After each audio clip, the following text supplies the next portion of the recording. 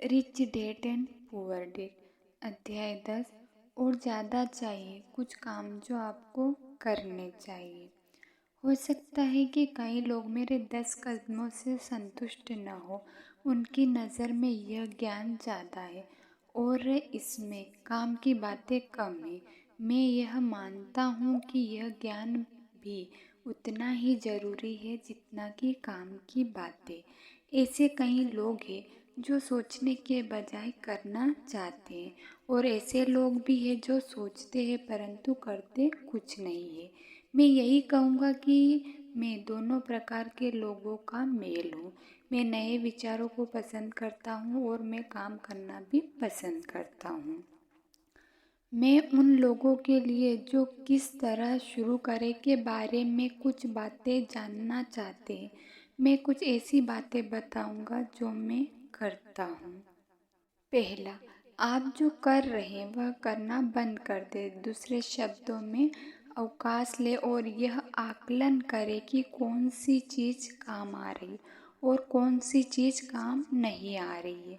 पागलपन की परिभाषा यही है कि आप वही चीज़ करते चले जाएं जो अलग परिणाम की अपेक्षा करें।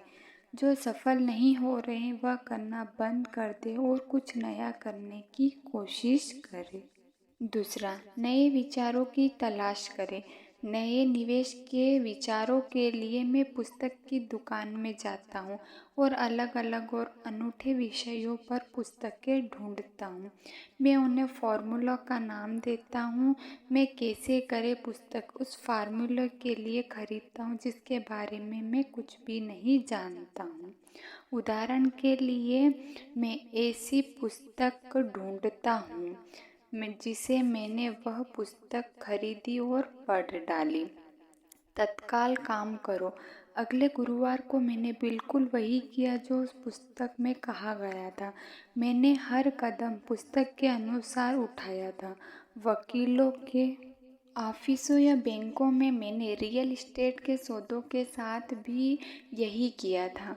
अधिकतर लोग तत्काल कदम नहीं उठाते हैं या वे एक तरह के इस बात का इंतज़ार करते हैं कि कोई आएगा और उन्हें बताएगा कि उनके द्वारा सीखा गया नया फार्मूला गलत है और उनका अनुसरण करना बिल्कुल बेकार है। मेरे पड़ोसी ने मुझे बताया कि मेरा 16% का फार्मूला क्यों बेकार है। मैंने उसकी बात पर इसलिए ध्यान नहीं दिया क्योंकि उसने कभी ऐसा नहीं देखा था। किसी ऐसे व्यक्ति को खोजें जिससे वह किया हो जो आप करना चाहते हैं। उन्हें लंच पर ले जाएं, उनसे टिप्स लें, व्यवसाय की बारीकियां समझें। अपने 16% के प्रमाण पत्रों के लिए मैं काउंटी टैक्स ऑफिस गया और मैंने वह पर काम करने वाले सरकारी कर्मचारी को खोजा। मैंने यह पाया कि वह भी इसमें निवेश करती है। तत्काल ही मैंने उसे लंच का न्योता दे दिया। उसने रोमांचित होकर मुझे यह समझा दिया कि इसे कैसे करना है और उसने अपना पूरा ज्ञान मेरे सामने परोस दिया। लंच के बाद उसने पूरे दिन मुझे वे जगह दिखाई जहां मैं इस तरह का सौदा कर सकता था।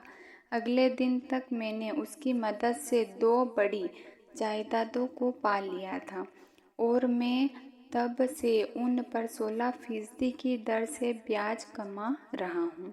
मुझे पुस्तक पढ़ने में 1 दिन लगा, कदम उठाने में 1 दिन लगा, लंच में 1 घंटा लगा और 2 बड़े सौदे करने में केवल 1 दिन लगा। कक्षाओं में भाग ले और टेप खरीदे। मैं अखबारों में नई और रोचक कक्षाओं की खबर खोजता रहता हूँ। उनमें से कई तो मुफ्त होती है या उनकी फीस बहुत कम होती है। जो मैं सीखना चाहता हूँ उस विषय पर मैं महंगे सेमिनारों में भी जाता हूँ। मैं इसलिए अमीर हूँ और मुझे इसलिए नौकरी करने की कतई ज़रूरत नहीं है क्योंकि मैंने इस तरह के पाठ्यक्रमों में भाग लिया है। मेरे कुछ दोस्त थे जो मुझे यह बताया करते थे कि इस तरह के कार्यक्रमों में भाग लेकर मैं अपना समय और पैसा दोनों बर्बाद कर रहा हूँ। वे आज भी वही काम कर रहे हैं, हमेशा ऑफ़र देते रहे। जब भी मैं कोई रियल इस्टेट की प्रॉपर्टी चाहता हूँ तो मैं कहीं प्रॉपर्टी देखता हूँ और सामान्य एक ऑफ़र लिख देता हूँ। अगर आप नहीं जानते कि सही ऑफ़र क्या होना चाहिए तो यह मैं भी नहीं जानता हूँ। यह तो रियल इस्टेट एजेंट का काम है। वे ऑफ़र का आंकड़ा देते हैं, मैं यथासंभव कम से कम काम करता हूँ।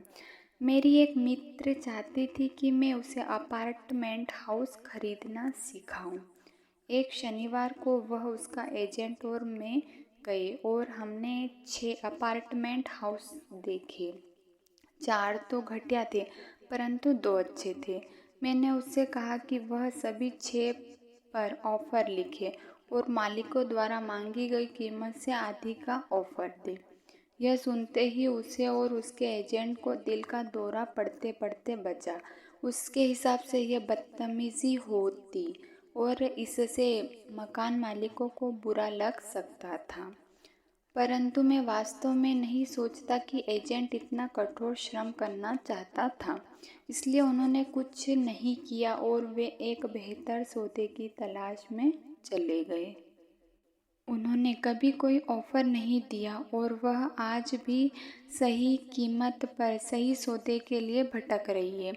आप नहीं जानते हैं कि सही कीमत क्या है। बेचने वाले बहुत ज़्यादा कीमत मांगते हैं। यह दुर्लभ भी है कि कोई बेचने वाला, जब तक कि सौदा करने के लिए आपके सामने दूसरी प्रॉपर्टी न हो, अधिकतर बेचने वाले बहुत ज़्यादा कीमत मांगते हैं। यह दुर्लभ भी है कि कोई बेचने वाला वास्तव में ऐसी कीमत मांगे जो वास्तविक मूल्य से कम हो। इस कहानी से हमें यह शिक्षा मिलती है कि हमें ऑफ़र देना चाहिए। जो लोग निवेशक नहीं होते उन्हें यह समझ ही नहीं होती है कि कोई चीज़ बेचना कितना कठिन होता है।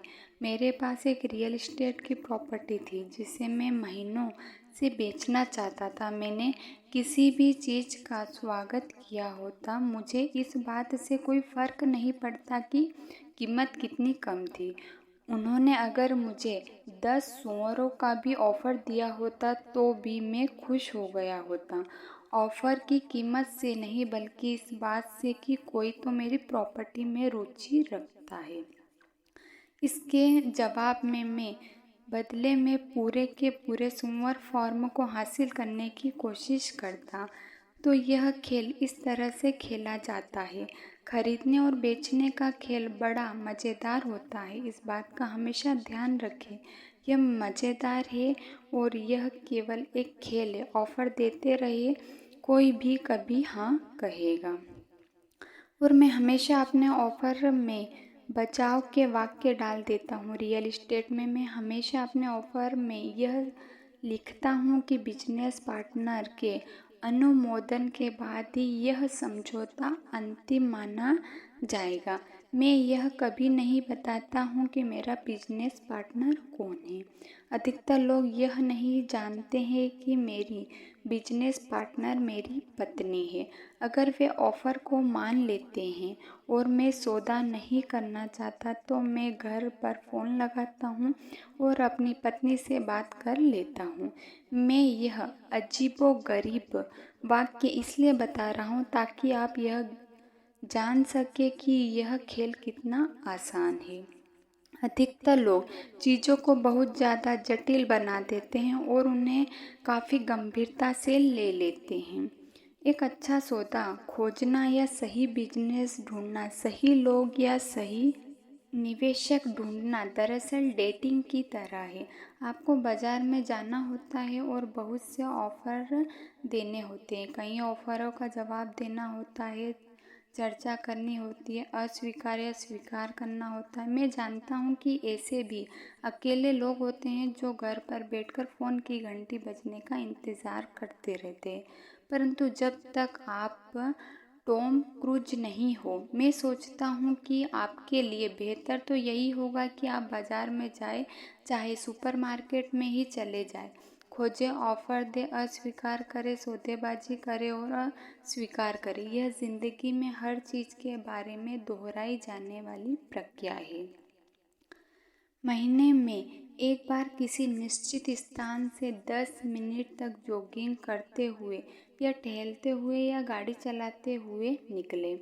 मैंने अपने बेहतरीन रियल एस्टेट के निवेशन को जॉगिंग करते समय ही खोजा है। मैं 1 साल तक किसी निश्चित दायरे में जॉगिंग करता था।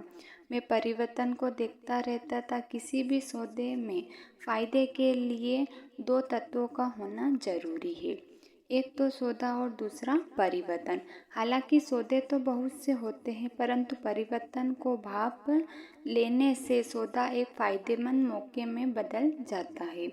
इसलिए जब मैं जॉगिंग करता हूँ तो मैं जॉगिंग करने के लिए ऐसी जगह चुनता हूँ जहाँ मैं निवेश करना चाहता हूँ। बार बार उसी जगह के चक्कर लगाने से मैं वह हो रहे छोटे छोटे परिवर्तन को देख सकता हूँ। मैं ऐसे रियल एस्टेट के साइन बोर्ड को भाप लेता हूँ जो वह काफ़ी लंबे समय से लगे हुए हैं।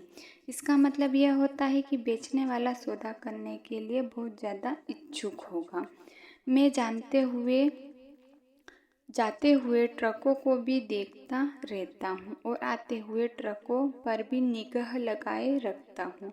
मैं रुककर ड्राइवरों से बात करता हूँ, मैं पोस्टमैनों से भी बात करता हूँ। उन्हें अपने इलाके के बारे में गजब की जानकारी होती है। मैं एक बुरा इलाका खोज लेता हूँ, खासकर ऐसा इलाका जहाँ लोग किसी बुरी खबर से डरे हुए होते हैं। मैं वह साल में कई बार यह देखने के लिए चक्कर लगाता हूँ कि सुधार के लक्षण कहाँ नज़र आ रहे हैं। मैं बात करता हूँ खासकर नए दुकानदारों से और उनसे यह पूछता हूँ कि मैं इस इलाके में क्यों आए हैं। इसके लिए महीनों में कुछ मिनट का समय देना होता है और मैं इसे तब करता हूँ जब मैं कसरत कर रहा होता हूँ या इसी तरह का कोई दूसरा काम कर रहा होता हूँ, जैसे स्टोर जाने या आने का समय। स्टॉक के मामले में मुझे पीटर लिंच की पुस्तक बीटिंग द स्ट्रीट इसलिए बहुत पसंद है क्योंकि उसमें ऐसे स्टॉक को चुनने का फार्मूला दिया गया है जिसकी कीमत बढ़ने वाली है। मैंने यह पाया कि कीमत बढ़ने के सिद्धांत हर जगह एक जैसे होते हैं, चाहे वह रियल एस्टेट हो, स्टॉक हो, फंड हो, नया पालतू कुत्ता हो, नया घर हो, नया जीवन साथी हो। प्रक्रिया लगभग वही रहती है। आपको यह जानने की ज़रूरत होती है कि आप किसकी तलाश कर रहे हैं और इसके बाद आपको उसे तलाशना होता है। ग्राहक हमेशा गरीब क्यों रहेंगे? जब सुपरमार्केट में कोई सेल लगती है, जैसे टॉयलेट पेपर की, तो ग्राहक दौड़कर स्टॉक इकट्ठा कर लेते हैं। जब स्टॉक मार्केट में सेल लगती है, जिसे सामान्य क्रैश या उतार या सुधार कहा जाता है, तो ग्राहक इससे दूर भाग जाते हैं। जब सुपरमार्केट अपनी कीमतें बढ़ा देते हैं तो ग्राहक कहीं और जाकर खरीद करते हैं। जब स्टॉक मार्केट अपनी कीमतें बढ़ा देते हैं तो ग्राहक खरीदना शुरू कर देते हैं। सभी जगहों पर खोजे। मेरे पड़ोसी ने रियल एस्टेट का $1 लाख में खरीदा। मैंने उसके बगल में वैसा ही $50,000 में खरीदा। उसने मुझे बताया कि वह कीमतों के बढ़ने का इंतज़ार कर रहा है। मैंने उससे कहा कि फ़ायदा खरीदते समय होता है, न कि बेचते समय। उसने एक ऐसा रियल एस्टेट ब्रोकर को चुना था जिसकी खुद की कोई प्रॉपर्टी नहीं थी। मैंने एक बैंक के डिपार्टमेंट की मदद ली थी। मैंने एक कक्षा में $500 की फ़ीस देकर यह सीखा था कि ऐसा कैसे किया जा सकता है। मेरे पड़ोसी का विचार था कि रियल एस्टेट के निवेश की कक्षा के लिए $500 की फ़ीस बहुत महंगी थी। उसने कहा कि उसके पास न तो इतने पैसे हैं न ही समय, इसलिए अब वह कीमत बढ़ने का इंतज़ार कर रहा है। मैं पहले तो उन लोगों की तलाश करता हूँ जो खरीदना चाहते हैं, फिर मैं उस व्यक्ति को ढूंढता हूँ जो बेचना चाहते हैं। मेरा एक दोस्त एक प्लॉट ढूंढ रहा था। उसके पास पैसा था परंतु समय नहीं था। मैंने भी ढूंढना शुरू किया और मुझे अपने दोस्त की ज़रूरत से बड़ा ज़मीन का टुकड़ा मिल गया। मैंने इसे एक विकल्प के साथ जोड़ दिया। अपने दोस्त को फ़ोन किया और उसे इसका ऑफ़र दिया। उसे ज़मीन का छोटा टुकड़ा चाहिए था, इसलिए मैंने उसकी ज़रूरत का टुकड़ा उसे बेच दिया और ज़मीन खरीद ली। ज़मीन का बाकी बचा हुआ टुकड़ा मैंने मुफ्त में ही अपने पास रख लिया। इस कहानी से हमें यह शिक्षा मिलती है कि केक खरीदो और उसे टुकड़ों में बाँट दो। अधिकतर लोग अपनी हैसियत के मुताबिक सामान की खोज करते हैं, इसलिए वे कम सामान की ज़्यादा कीमत चुकाते हैं। छोटे विचार वाले लोगों को बड़े ऑफ़र नहीं मिलते। इसलिए अगर आप ज़्यादा अमीर बनना चाहते हैं तो पहले तो बड़े विचार को सोचना शुरू कर दें। दुकानदार ज़्यादा सामान खरीदने वाले को डिस्काउंट देते हैं और वे ऐसा केवल इसलिए करते हैं क्योंकि अधिकतर व्यवसायी ज़्यादा खर्च करने वाले लोगों को पसंद करते हैं। अगर आप कम खर्च भी करते हैं तो भी आपको हमेशा बड़े विचारों को ही सोचना चाहिए। जब मेरी कंपनी को कंप्यूटर खरीदने थे तो मैंने अपने बहुत से दोस्तों से फ़ोन पर पूछा कि क्या उन्हें भी कंप्यूटर खरीदना है। हम सब मिलकर कई डीलरों के पास गए और एक बढ़िया सौदा कर लिया क्योंकि हमें बहुत से कंप्यूटर खरीदने थे। मैंने यही शेयरों के साथ भी किया। छोटे लोग हमेशा छोटे ही रहेंगे क्योंकि उनकी सोच छोटी है।